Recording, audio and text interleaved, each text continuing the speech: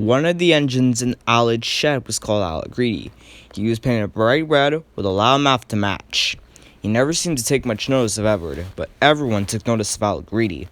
They had to, for he simply wouldn't stop boasting about himself. "Look at you all, painted to drab greens and morpho blues. Lucky I'm here to bring some vibrance to this shed." Edward chuckled quietly. The others groaned deafeningly. One morning, Alad Greedy felt very pleased with himself. He kept the time, and the passengers told him how splendid he looked. He arrived at the shed and found Gordon being ready for his afternoon train. "Off to fail spectacularly with another goods train, are you?" Alad guffawed. "Dear me, Gordon, how can an engine like you struggle with a few measly trucks? I hope little Edward is at the ready, otherwise you'll be in trouble." Edward gave a pitying look. Gordon harumphed and hissed away. "There's no need to tease him," said Edward. "Oh, hush," Alad glared. "You come out of the shed for a few days and suddenly think you can tell me what to do? I'm the lifeblood of the branch line passenger trains, and don't you forget it. With my grace and expertise, I'll have the express—" "Oh," interrupted Edward. "Is that why the coaches near the coupling hooks met when I went to fetch them? Because of your grace and expertise?" Alad Greedy scowled, hid himself in a cloud of steam, and pretended to be asleep. Next morning, Alad Greedy clunked into the station, still cross over Edward's remark. Be gentle," cried the coaches. Come quietly," he snorted as the guard's whistle blew. "Silly little didgeon," he huffed. "I'll show him grace and expertise." Alad Greedy would show Edward something, just not what he hoped for.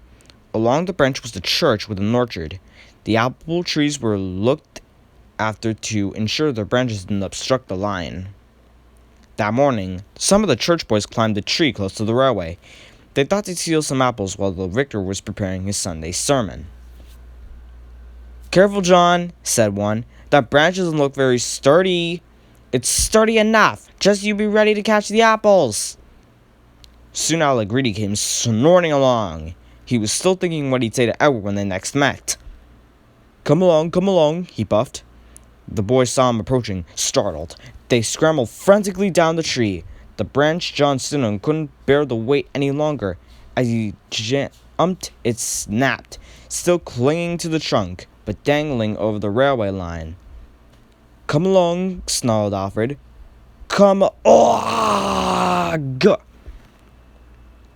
Hearing the thud, the driver stopped the train. When he and the fireman came around front, they laughed till they cried. "That's one way for us to get some peace and quiet, eh?" cackled the fireman. Apples were stuck in Alad Greedy's teeth.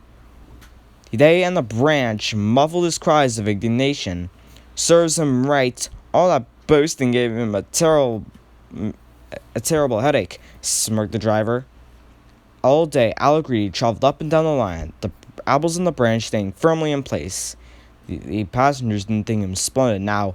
They erupted with laughter as he passed. Alad's face turned as red as his paint. Unlike the passengers, the vicar wasn't laughing when Alad next passed the orchard. "Give me back my apples, you thieving engine!" Alad tried to apologize, but all that came out was muffled gibberish. When the fat director visited the shed that night, he wasn't laughing either. "This wasn't your fault. I have spoken with the vicar about keeping his church boys in line. However, I do not approve of the ruckus you've been causing. You will stay as you are.